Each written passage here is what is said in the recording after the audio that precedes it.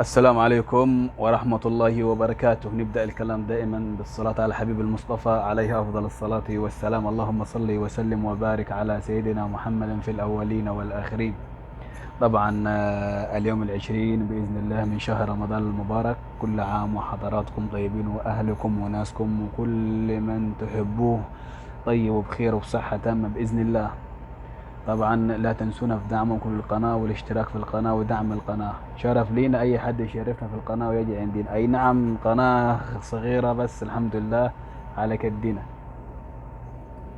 تمام، بقول لكم يعني حبينا نتكلم شوية بس على الماتش بتاع أمس بتاع بين الأهلي وبيراميدز. الحمد لله والشكر لله، الأهلي طبعا فاز بالبطولة وخد كاس مصر. طبعا كاس مصر ده اكيد يعني دايما ما تلقاهوش يعني ثابت عند نادي معين. هو كاس السوبر يا دول يعني متنقلين على حسب الخبرات، او على حسب الامكانيات، او على حسب مثلا الحظ، نصيب موفق فريق او غير موفق عادي. بس نتكلم عن الماتش بتاع امس ده. الماتش بتاع امس فيه صراحه يعني انا يعني حصلت يعني حكاوي يعني مش حلوه من الجماهير الاهلي اول اهم. يعني انا رايي كاهلاوي صراحه ربنا يعني يعني ما بحبش حد يتشتم بامه مهما كان لاعب او مدرب او اي كان مكان يعني في بيلعب في الماتش. ناس بتشتم رمضان صبحي مهما كان ابن النادي والاهلي وكان يلعب في نادي الاهلي وكل حاجه. ايوه نعم ان هو راجل في المباراة عايز يا جماعة الخير، راجل عايز يعمل فارق، يعني عايز يقول أنا برا الذي بلعب عايز يجيب هدف في الأهلي وخلاص بهي طريقة. متعصب الراجل بطريقة فظيعة، يعني عايز يجيب هدف.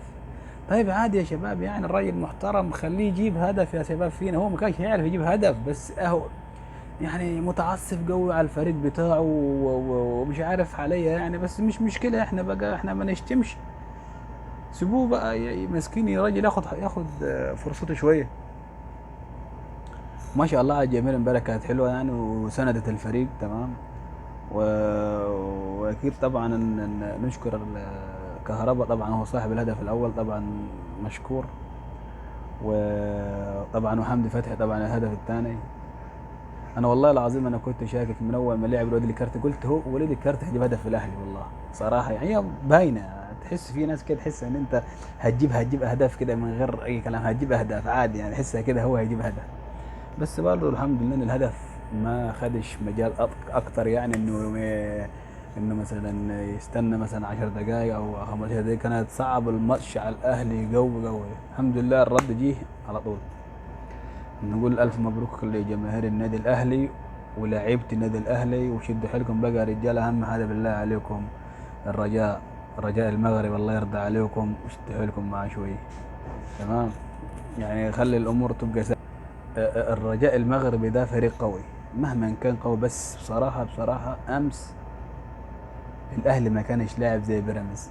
خلينا صريح، البيراميدز كان ضاغط قوي، الاهلي دايما لعباته متاخره شويه. ما فيش برضو القوه الدفاعيه بتاعتنا ولا القوه الهجوميه ولا يشكر طبعا لكل اللاعبين. مش عايز يعني نقول ده عملوا مع اللعيبه كلها تشكر. وطبعا حسين الشحات الباشا ده ما شاء الله يعني مستواه متحسن الفتره اللي عدت دي تمام. الله يعطيه العافيه. ونبارك للكابتن محمود الخطيب وكل جماهير النادي الاهلي، نقول لهم ان شاء الله اللي جاي احسن. وباذن الله دعواكم للنادي الاهلي انه يكسب البطولات القادمه ان شاء الله. واهم حاجه يكسب البطوله كاس السوبر مع الزمالك ده لازم يكسبه، حتى لو يخسر بطوله افريقيا بس يكسب الزمالك. وان شاء الله باذن الله كده نشوف الاهلي في تقدم.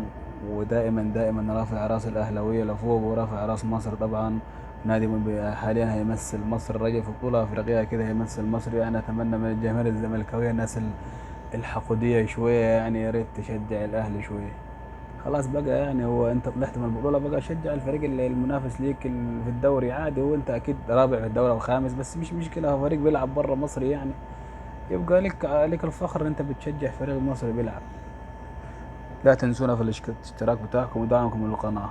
مع تحياتي لكم من قلب المملكة العربية السعودية جدة، أبو فارس. في أمان الله وحفظه. اشتراكك يا باشا وقول يا رب.